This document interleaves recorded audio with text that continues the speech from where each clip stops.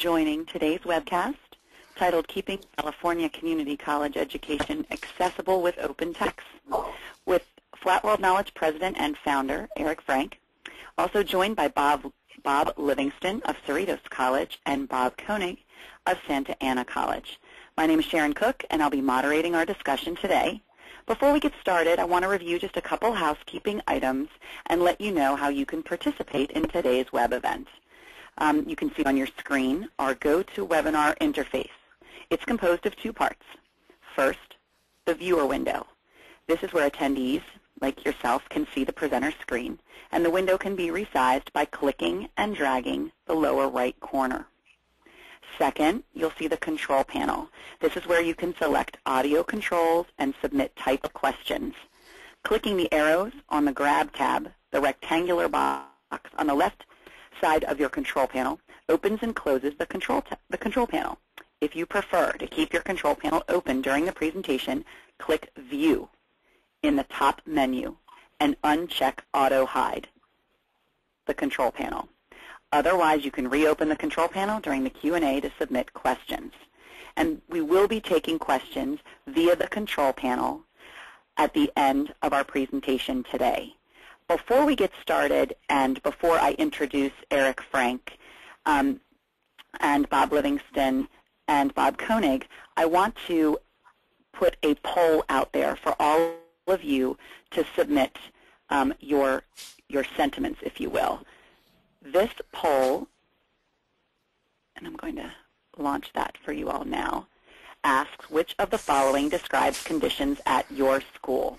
So go ahead and select all that apply to you, and as we get votes in here, then I will go ahead and pull the poll back and let you know what our outcomes were, and then we'll get rolling on our presentation. So it looks like I have about half of you have voted. Make sure you put your thoughts in there.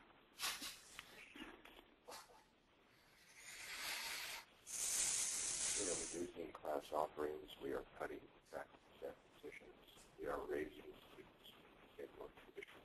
We are making sufficient textbook costs are burden.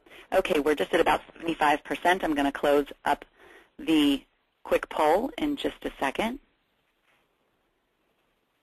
Okay, here we go. And let me share with you our results here today. So here you can see that 100% of you have said that we're reducing class offerings. 50% said that you're cutting faculty and staff positions. 33%, for obvious reasons, said they're raising student fees and or tuitions. 100% of you have said that we're facing significant budget cuts and the textbook costs are a significant burden on your students. So I'm going to pull this poll back. Thank you for your input. And without further ado, I'm going to introduce our first speaker, Eric Frank, founder and president of Flat World Knowledge. He brings over 14 years of success in higher education publishing, including positions in sales, editorial, and marketing at Thomson, which is now Cengage, and at Prentice Hall, a division of Pearson Education. He's going to be joined, as we said before, by Bob Livingston from Cerritos College, who's going to share data on the impact of using an open text, and then by Bob Koenig of Santa Ana College, who will look at the practical side of using open textbooks. We'll leave a significant amount of time, for Q&A at the end, and you are welcome to submit your questions at any time through the Q&A module on the right-hand side of your screen, and we'll answer those verbally at the end. So thank you, and Eric, take it away. Thank you, Sharon, and thank you to everybody for joining us today.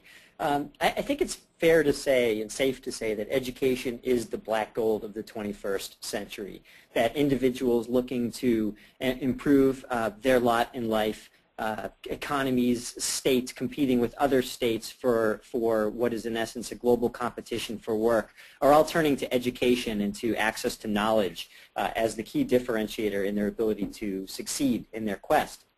And I think the technology, really for the first time in human history, truly is moving to enable the delivery of knowledge to those who want it almost anywhere in the world. I just returned from Brazil meeting with government congressional members in Brazil who want to use the combination of the internet and open education to bring educational resources and materials to people in the rainforest who've never had access to educational material or content before.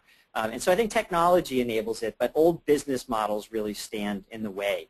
And what I want to do is step back and look a little bit at the old business models that are creating the problem in the textbook industry, and we'll take a look at a few California specific issues along the way.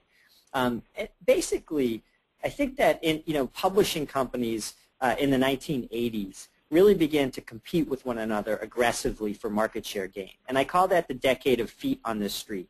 Bigger sales organizations, more professional sales organizations drive up costs through the decade, but really don't add much value to the end user, the student who pays for a textbook. And at the end of the decade, there's a wave of consolidation, and 65 publishers who are jostling for position are now 5 or 6 big ones, and their sales organizations look the same. And so the basis for competition in the 1990s, I think, became really what I call the nuclear arms race of supplements. Can my sales rep walk in with something that we have that the other doesn't, and that I can therefore get an adoption? And so at Pearson, we had an average of 27 supplements per textbook that we published. This, of course, drives up costs, but adds negligible value, again, to the end user. And in the 2000s, the publishers sort of looked around and said, you know what, we're neither gaining nor losing market share to one another. But what we are losing is students. They're no longer buying our books as often as they used to, which we'll talk about in a minute. And so how do we make more money from the students who are actually sitting in those classes? And I call the decade of the 2000s the decade of the unique ISBN. Can I bundle something? Can I package something at Cerritos College, where they're using my book, and create a different bundle at Santa Ana College, and therefore suppress the used book market and confuse students in bookstores searching for lower-priced alternatives? And that's really been what's led us to, I think, this moment we've arrived at, which is that there's a significant value gap. Books simply cost too much for a student's expectations. So we have a student on the one side of this value gap who's increasingly wired, who's increasingly connected, and who's an increasingly mobile generation, but who's also working more hours than any generation before them, and who earns less family income or comes to the university or college with less family income than any generation before them. And so you have this profile of the student on the one side of this value gap, and on the other side of the value gap, we have a product that's just gotten increasingly more expensive. Looked at this quantitatively, the number that you see on the bottom, this data is a little old, but I think directionally useful, is Consumer Price Index, or inflation, over a 20-year period. This is the rise in the cost of tuition and fees nationally, and this is the rise in the cost of textbooks over that same time. A lot of financial pain, obviously, for a college-going student, particularly one who fits that description that I just mentioned. And this is particularly true when you look at where the growth in higher ed has come from and where it's going to continue to come from. The GAO says that 1 in 2 students in this country pay less than $2,550 in tuition and fees every year, and 3 in 5 pay less than $5,000, or $4,750. So most people in the public have this mental map that everybody's going to a university or college where the tuition and fees are more than $25,000 a year. Turns out that's 3% of college-going students. So all of the growth in higher education has been really at the bottom of the economic pyramid. And so therefore this crisis of textbook costs is not, the pain of that is not evenly distributed. This is a Department of Education statistic that shows that if you're paying X for tuition and fees in this country, for tuition and fees, you're paying 72% of X at a community college for your textbooks, or almost as much for books as for the rest of your education. And in California, you're actually, of course, because of the ability of the state to keep tuition and fees lower over the years, paying significantly more for textbooks. And interestingly, students in California community colleges pay more money for textbooks than any other single group of students in the United States of America. And so the average student, according to californiacolleges.edu, and this has been corroborated in a number of sources, are paying $1,566 a year for textbooks and fees, or supplies, I should say. And they're paying $624 a year for fees and tuition. So this obviously raises a situation where I think students are suffering in more ways than one because they don't plan for that $1,566 number. They plan for the first number, the $624. And so it becomes, in many cases, the financial straw that breaks the camel's back in California. But it also speaks of the opportunity, because I think that if you look at this number, even if through the financial crisis tuition and fees go up, textbooks become a place that can go down and should go down. And therefore, it's possible that even with rising fees and tuition in a place like California, a student's out-of-pocket expenses could be held to net zero or possibly even decreased. The last statistic I'll give is from a study recently funded and published by the Gates Foundation, in which they showed the number of students who are actually cite the cost of textbooks and other fees besides tuition affecting them financially as a key ingredient or element in their decision to drop out of college. 60% of students agree with that statement. 63% agree with the statement that I had to work as well, and it was too stressful trying to do both. Every other number that the Gates Foundation studied, whether were you engaged in your class, those kinds of more educational related questions, responses came in at 20% or less. And so this is clearly an issue that's real in keeping people from going to school. It's I think, sacrificing their ability to learn while they're in school when they choose to go without, and it's actually forcing students to drop out of school. And this is where just a quick background in the publishing industry. I think the internet has really, in some ways, exacerbated the problem. So when the student feels this angry about the value gap between what they think the book is worth and what they're actually being asked to pay, what do? Well, they start looking online in the early 2000s for alternatives, and they start to find them in greater numbers. They find more used books every year because of players like Amazon, Craigslist, and others. They find more global gray market books coming back from places where they're being sold overseas less expensively and then being re-imported back into the United States via the internet. And they find more pirated copies of books online. And so every year for the last 7 years, these have gone up, and the sale of new books from the publishers have gone down.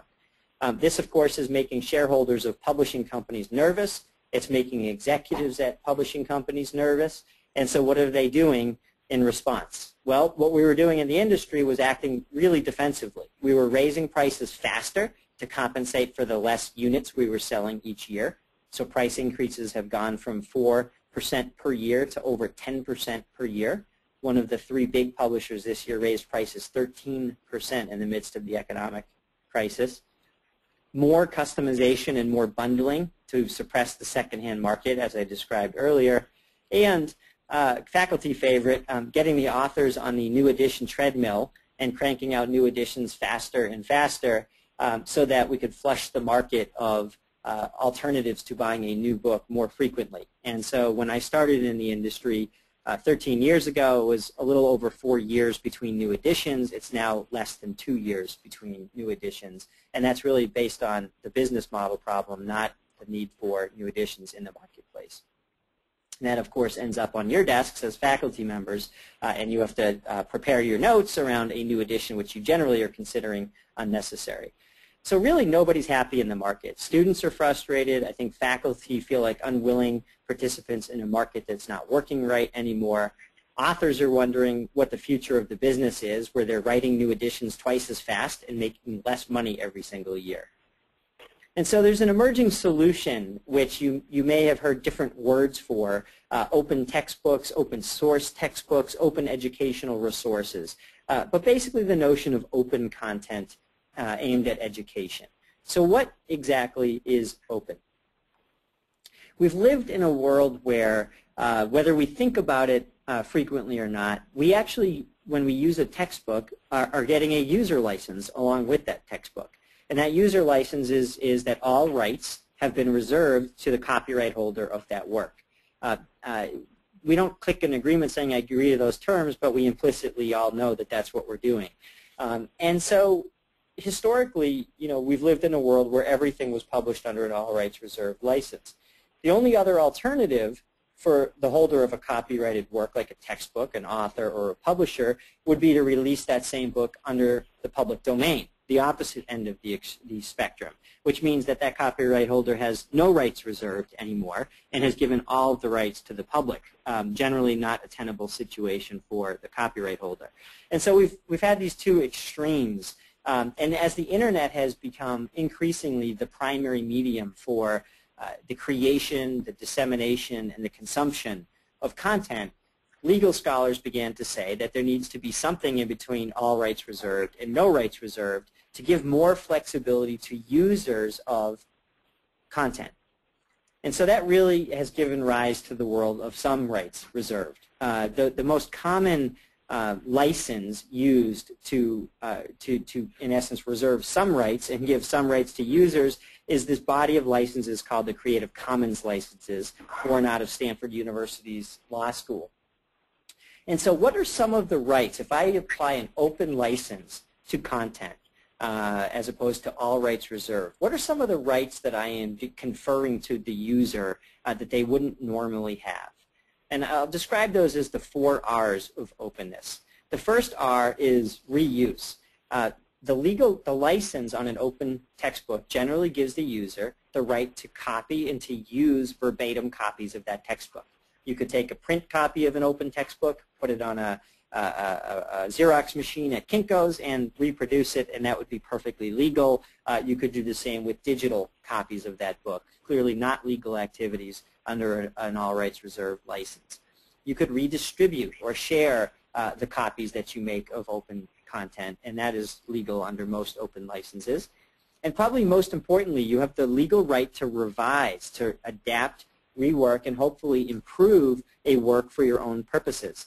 So today, if you wanted to edit something in the textbook, put your own materials into it, combine it with something else, you could not do that legally. You just really have a black box that you have to work around.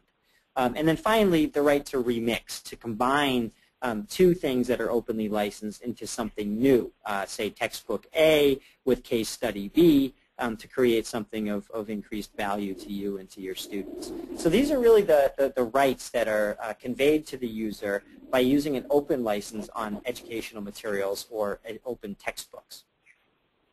So I want to walk you through, in essence, the business model of Flat World Knowledge, because we're the first real publisher, as opposed to a distributor or aggregator, to publish openly licensed college textbooks, and hopefully doing so with a sustainable business model behind it. And so I want to walk you through, I think, what's possible when you apply an open license to educational content.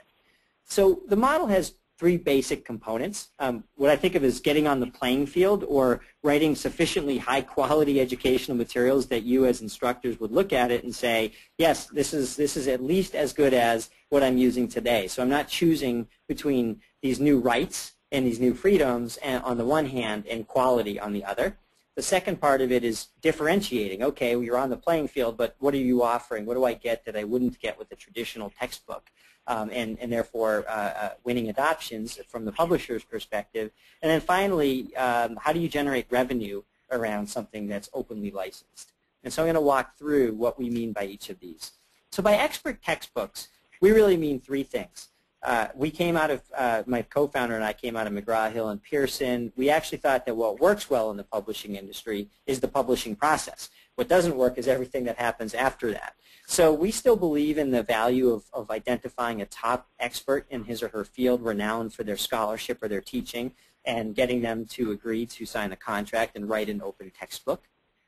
We believe in the power of professional development, peer review, professional illustrators, copy editors, development editors, and all of the other resources necessary to take an idea that an author has and turn it into an exceedingly high-quality textbook and related supplements, and publish those supplements. So we believe that it's imperative for faculty to be able to use open textbooks in a fairly turnkey fashion, and so we have to provide at least some key supplements like test item files, instructors' manuals, print desk copies, PowerPoint slides, etc.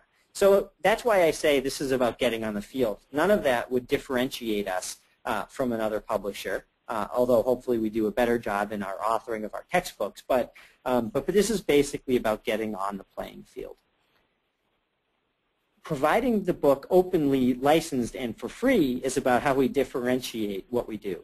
So our books are all openly licensed under a Creative Commons license that says you can do all those things I described a minute ago, so long as you attribute our authors, so long as you take whatever it is that you create from our book and share it under the same license under which you got it, so it remains open for others, and so long as you do not commercially profit from the thing that you create.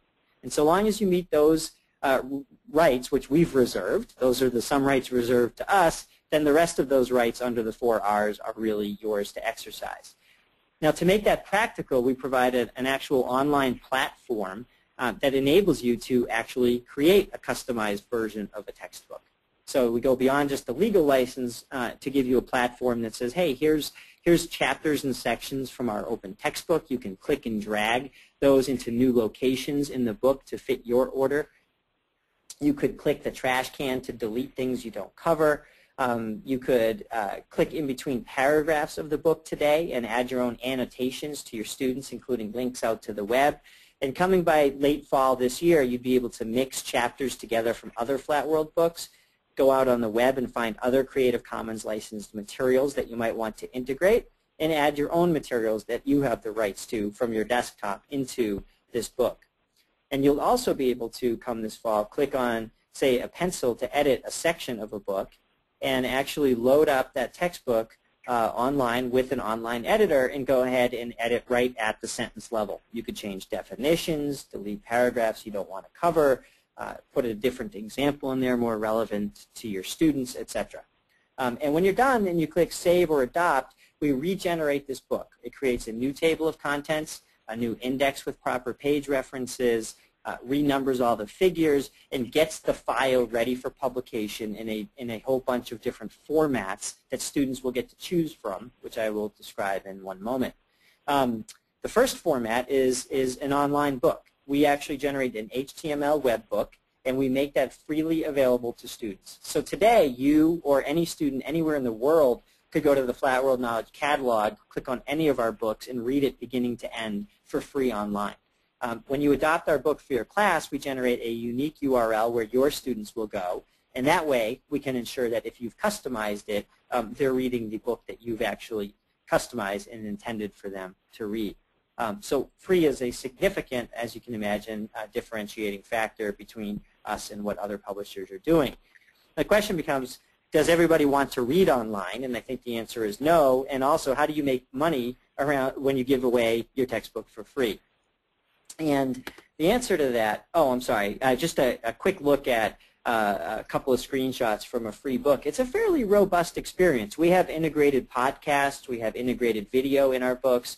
Students can do things like search for key terms. They can do things like click this plus sign between paragraphs, take notes, and then access all of their notes in line or chronologically in their account later on.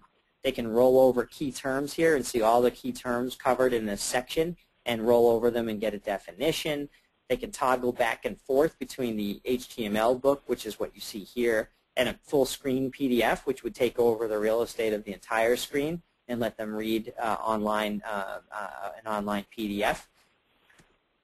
And also, I think importantly, it's free to everyone.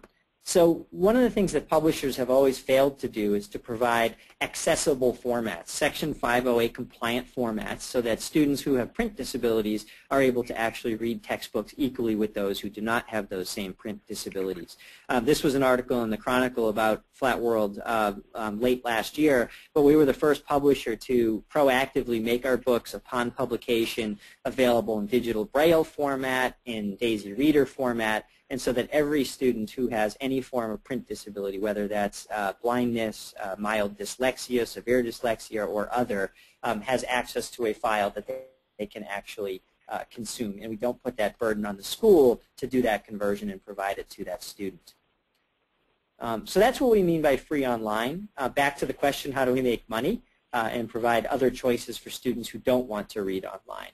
So what we do is we sell formats. So we turn around and we take that same book, whether it's the off-the-shelf book or the customized version, and we make it available in a traditional softcover format. So it looks exactly like a textbook, highly designed, professionally printed and bound, but we print it on demand through a laser printer and a network of laser printers. So a student can order direct to student from our website. It goes to a print-on-demand vendor who prints it and delivers it directly to that student, or bookstores can order directly from Flat World Knowledge and stock in the bookstore.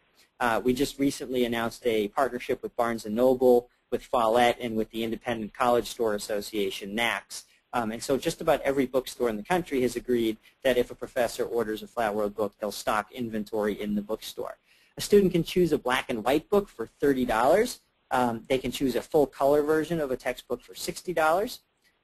They can also choose to purchase an audio version of a textbook. We sell the entire audio book for $39.95 or individual chapters for $2.99 that they can download and listen to. They can purchase a PDF file which they can download offline, print, put onto different handheld reader devices. No digital rights management, no expiration on those files. And those are $24.95 for the whole book, or $1.99 to buy one chapter. And coming in, we hope in the third week of May or so, we'll be releasing our versions of books for the Apple iPad, the Amazon Kindle, the Sony Reader, and a handful of other reading devices, as well as for the Apple iPhone to be read in the Stanza Reader. And so in those, we're still negotiating final prices, but assume those will be somewhere in the $20 to $25 range for the complete textbook. So the first way we make money is by offering those choices to students, and it turns out that upwards of 50% of them purchase those formats even though they have a free version available because of the convenience that those formats provide to them. The majority still purchase a black and white print textbook. The other thing we sell is study aids. So things like audio study guides, online quizzes, and digital flashcards that help students study efficiently. I'll go through this fairly quickly. I think it's fairly obvious, but I think the benefits are pretty significant. For students, they obviously have access to a free version. They can choose from low-cost offline alternatives. They get a lot more mobility and portability through the formats we offer. They value the principle of having this choice in and of itself. And I think that it's great for immediate access for those who rate registration or for who have to do pre-assignment work, and the notion that everybody has access, including those with print disabilities. For faculty, I think the benefits are that you can choose a book of comparable or hopefully better quality than the one you're using today. You still get supported via key supplements, but you, for the first time, have total control over this content and can modify it to better suit your teaching purposes, and you have total control over new editions. We will publish new editions when we believe that the world has changed sufficiently, but we will never tell you that you have to, quote-unquote, roll to our new edition. We don't have inventory, and we don't have a business model problem. So we will say, hey, here's what we've changed, and if you would like to go ahead and use the new version, you can select that the next time you teach the class. Otherwise, continue with the version you're currently using, and all the power to you. And I think finally, you know, obviously you can level the playing field, and you can also get much better integration into online courses or learning management systems. For the first time, you can disaggregate the book and think of it as a collection of links. Every section and every chapter of our book has its own URL. So you could link right from a folder to a specific section you want students to read. So it can become much more part of a course versus a discrete object called a textbook. And you can also actually render our books inside the real estate of learning management systems as Flash objects. So one of the things you can do if you adopt is we will provide you with the Flash object format, and you can render it inside the learning management system. And I'll be brief on authors, but suffice it to say that actually we pay our authors a 20% royalty on all sales that we generate. And this is what you're looking at as a model of a traditional sales model on the top and a Flat World sales model on the bottom. At the end of the day, because we pay our authors higher royalties and because we don't have used books, pirated copies, and all of the other conundrums that the traditional industry faces, we make a lot less money per student, but we have much more consistent numbers of students purchasing each semester. And by the end of that, our authors actually walk away from an adoption over 4 semesters with as much or slightly more income than they would in a traditional adoption. And in addition to the income, they get rapid market share gain opportunities because the value that their book provides to customers is increased through the business model. And they get to feel like they're doing something positive. They're enabling people to have free and open access to their knowledge that they've created and yet still make a fair income on the other side. And finally, I think I've already mentioned bookstores, but I think that we're also engaging in a lot of pilot programs with bookstores, print-on-demand pilots and others. And this was a quote when we did our press release a few weeks ago from the National Association of College Stores VP for Strategy, who said, "These exciting pilot programs address the need to help the college store channel expand essential services at a time when educational content is evolving. Flatworld is providing necessary innovation that could make the open textbook movement more viable and lead to other fundamental changes in the textbook market." The bookstore model in and of itself is not working, and they're looking for new business models and see more opportunity in partnership than they do in conflict, as do we. So with that, I want to turn it over to Bob Livingston, professor at Cerritos College, to give you his perspective and share some data as a user of open textbooks. So Bob, take it away. Okay, thank you, Eric.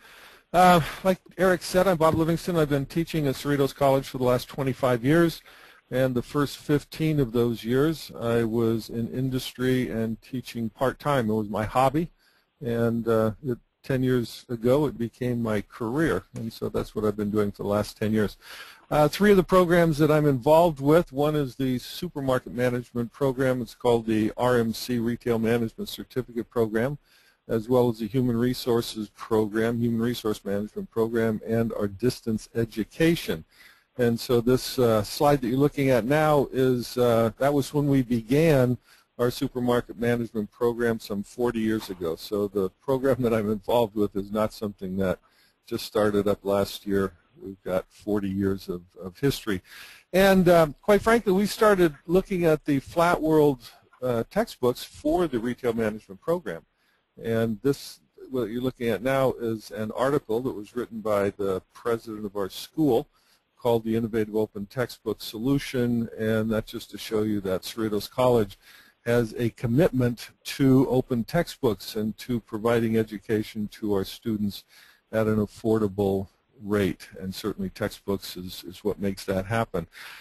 Being from a business background, I'm kind of numbers oriented, and so for those of you who like to look at numbers, here's some raw information for you. Let me explain it to you.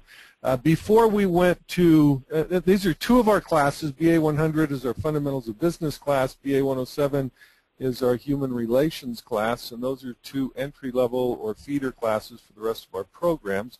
BA 107 for the Human Resources and BA 100 for all of the other programs. And before we went to Flatworld, this slide here shows you what our retention was. 67.4% of the students that began in these two classes in the year 08-09, fall and spring, managed to finish the class. So 67.4% retention. Now that's a little bit lower than most retention numbers. Usually about somewhere in the mid-70s is nice.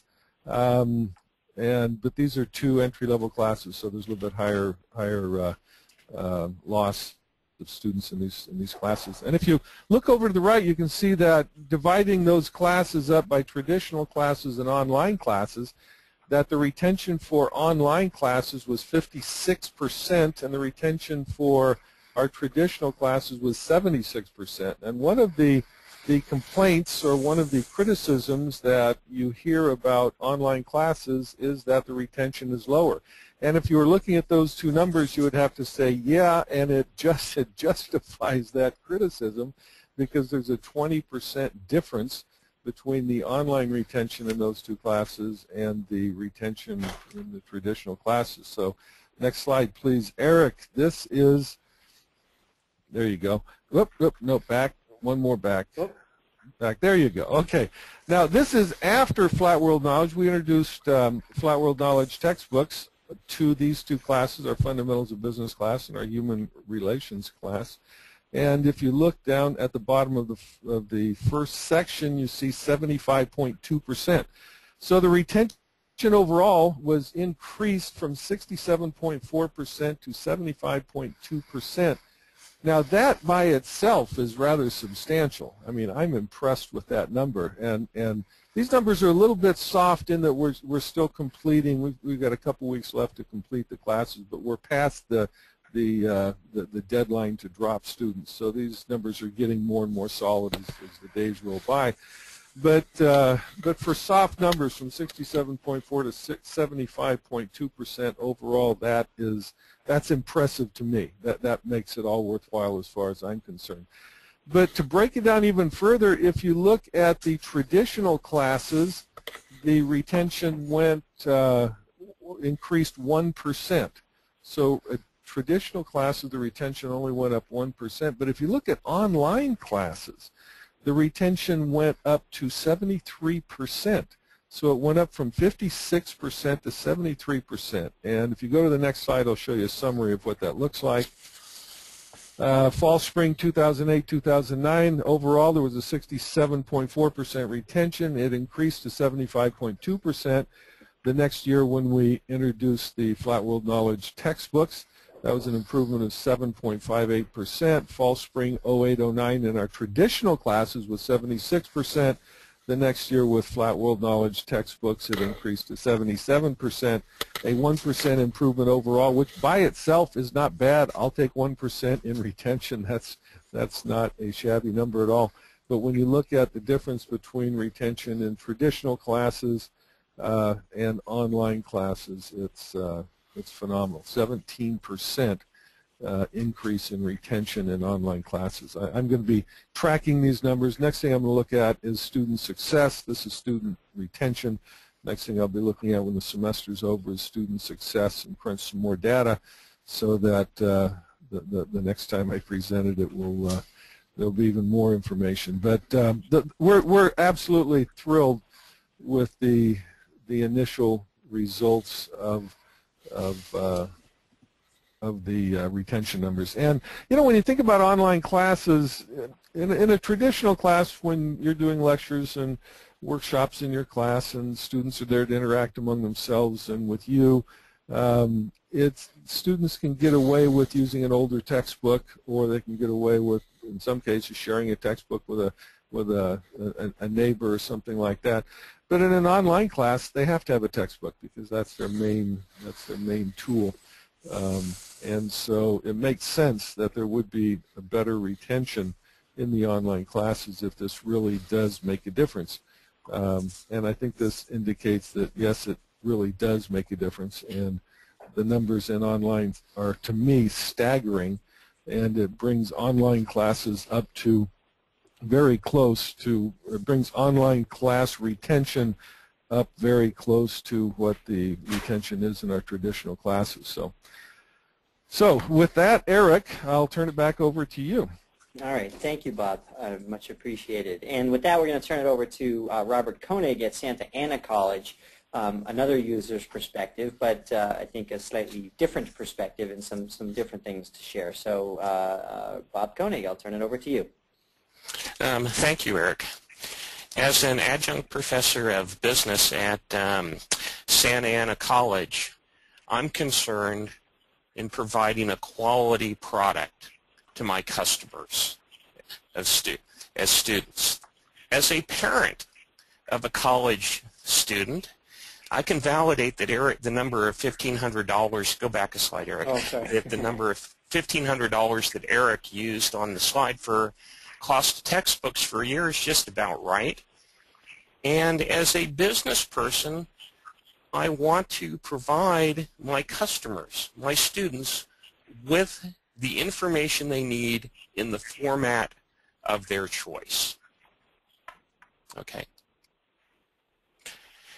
This generation, more than any other generation, is technologically driven, and there's a fundamental change in today's students for how they're accessing information. I think there's two main differences from one just a few years ago. The first is that students today pull the information that they want. They don't wait for information to be pushed to them. They go out and gather the information they want. And the second piece that I believe is that they want the information that they see customized and being able to be manipulated in a format that they want. Okay. Next. And Flat World Knowledge textbooks meet these requirements of today's students.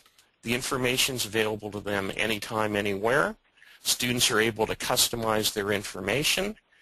Any information that's needed for the text is updated, and they can access the book in a variety of formats. So really, Flat World today provides the best policies and practices for providing the information, i.e. the text, to our customers' students. Go.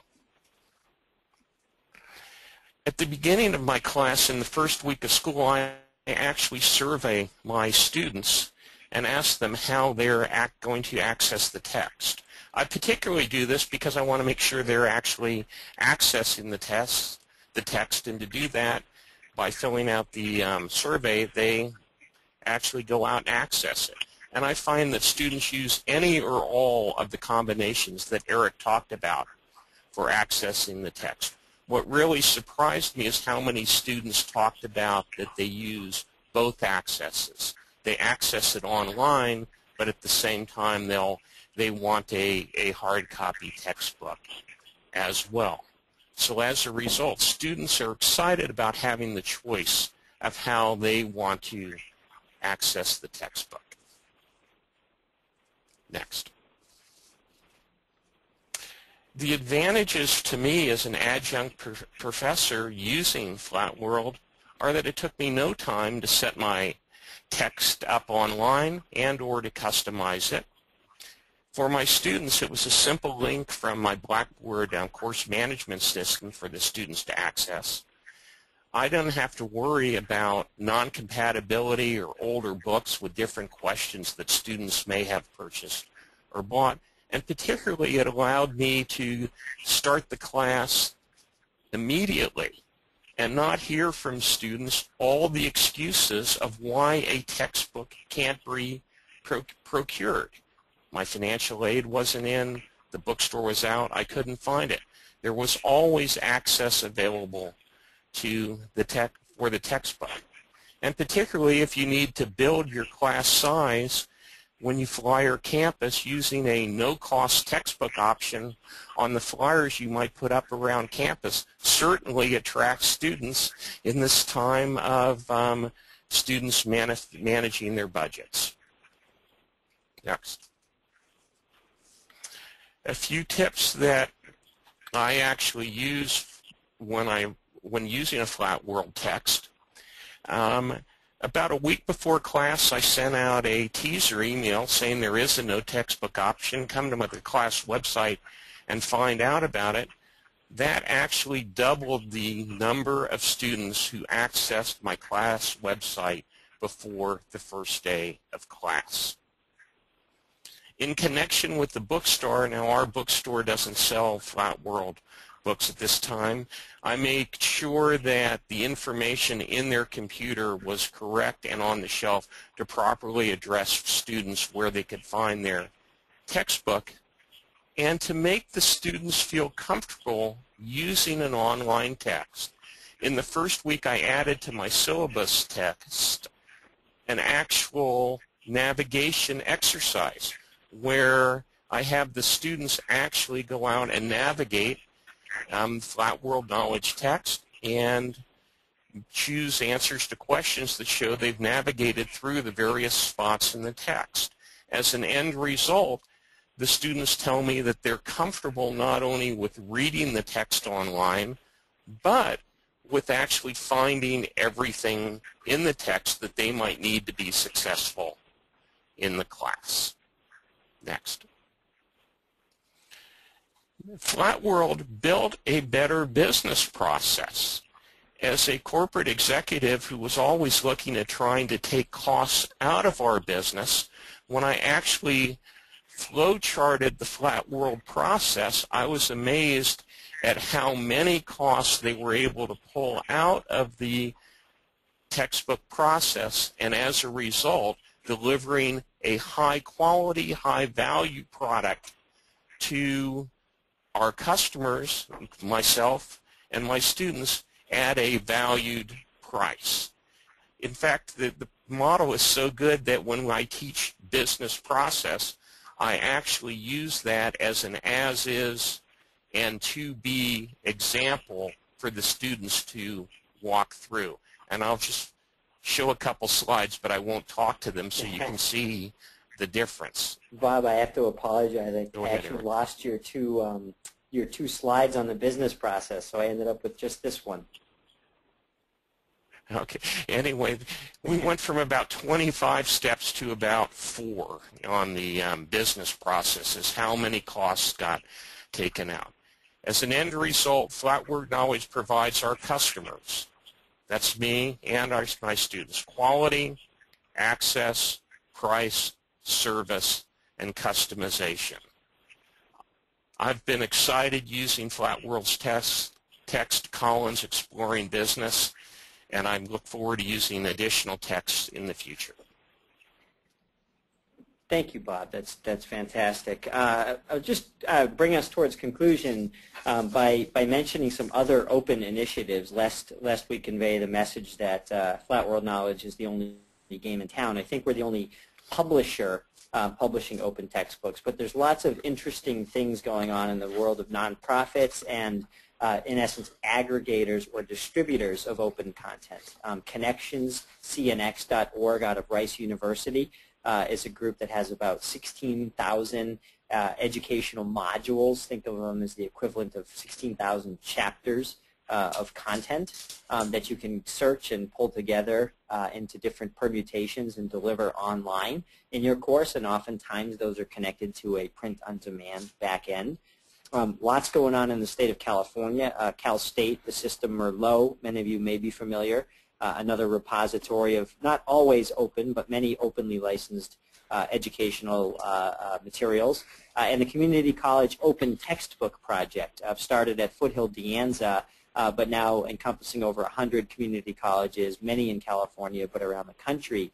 And on their website, ccotp.org, you can find links to over 400 textbooks that are available for free on the web, most of them also openly licensed.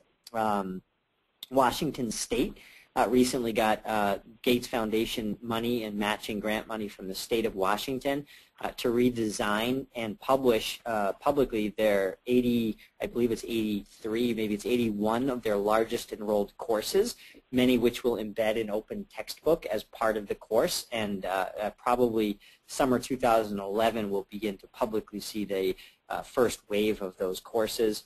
And Orange Grove Texts Plus in Florida, all of the University of Florida University Press titles have been made publicly available under an open license and for free online recently. And there's just a huge number of things, if you start searching around, you can find. Now, I do think that there is a little bit more effort involved in finding many of these things and vetting the quality of them, and there's a little bit more caveat emptor, buyer beware viewpoint that I think you have to exercise given lack of really a publication process. But that doesn't mean that there aren't pearls contained within all of these different projects that you're looking at here.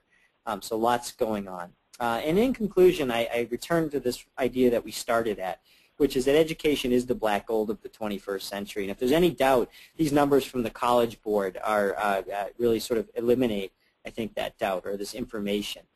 The income gap between high school grads and college grads has increased significantly over time. Among students with top test scores, virtually all in the top half of the family income distribution enroll in post-secondary education, but only about 80% of those in the lowest fifth do the same. There is a correlation between higher levels of education and higher earnings for all racial ethnic groups and for both men and for women. Any college experience produces a measurable benefit when compared with no post-secondary education.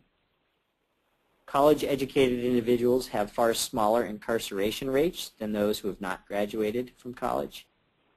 Higher levels of education are correlated with higher levels of civic participation, including volunteer work, voting, blood donation, and more. The young children of college graduates display higher levels of school readiness indicators than children of non-college graduates. And I could go on and on. Longer lifespans, better access to health care, and so on, through to greater community service and leadership and more self-confidence. If you think about one student thinking about trying to go to school or trying to stay in school, potentially getting some of the benefits that you see here, I think that hopefully the question that goes sort of rattles around your head is no longer why use an open textbook if there's one available for my course, and shifts to why not? Why wouldn't I do this? And why shouldn't I encourage my peers to look to do the same if this is a means of reducing or at least keeping overall college education costs down and getting students the benefits of access to knowledge that I just described. So with that, I will conclude the formal presentation. I apologize for I think going a little bit past what I had hoped to do. I thank Bob and Bob for their input, and certainly was not them that was long-winded. I've never been accused of being quick. But we do have 5 minutes left, and so I will open it up to questions and to Sharon as our moderator to identify questions that come in, and then she'll ask me or Bob, and we'll answer them if we can. Great. Thank you, Eric. And I will remind everyone that now is a great time to continue to contribute to our questions by putting them into the question box on the right-hand side of your screen in your GoToMeeting panel, or your GoToWebinar panel, I should say. So we do have a couple questions on deck here for you, Eric, and looks like Bob Livingston. So let me throw a couple out here. First, this one's very simple. Will we have access to this presentation? And I will answer that by saying that indeed we are recording it. So once we get all of the files flipped over into a viewable format, we'll post them to our website and let you know where you can access this or direct other people to access it. So thank you for that question. There's a question here that I believe is directed to Bob, and it says and let me paraphrase a little bit. It says, how were you able to get wider spread use of Flat World books at your school? Okay, if I understand the question, it's a procedural question on how we adopt textbooks. Is that what you would? It sounds like it's more about how did you spread the word about Flat World at your school and get other people to adopt. Actually, it came the other direction. Our school made a commitment to open source textbooks, or to exploring open source textbooks, because the cost was getting outrageous, as you all know. And so in the business division, which is where I'm at, in the business administration department, I'm not exactly sure where the contact between us and Flat World Knowledge came in, but I became aware of it, and I thought it would be a marvelous addition to our programs that especially the retail management programs, and so we took a look at the books and looked at the quality of the books, and we were very impressed, and so we tried it. We tried the pilot in one BA 100 class, and it was very successful. The students adapted quite well to the different format, and so we adopted the book for all of our fundamentals classes and all of our human relations classes. Right now, we have 3 of the books: BA 115, which is Management, 107, Human Relations, and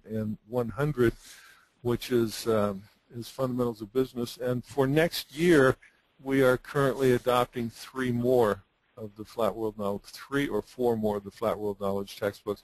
Our goal with the Human Resource Management program is to have 100% of the books within 2 to 3 years available through Flat World Knowledge. And as far as how did we spread the word, I think the students do a pretty good job of that, because when you have students in one class where the book is provided free online, and they're in another class where the textbook costs around $200, they tend to get vocal about it, and and I think that they do a pretty good job of spreading the word among themselves. and through the student organizations. But we're very pleased with the results so far, and the numbers that I shared with you. How could we as educators not be pleased with the results so far?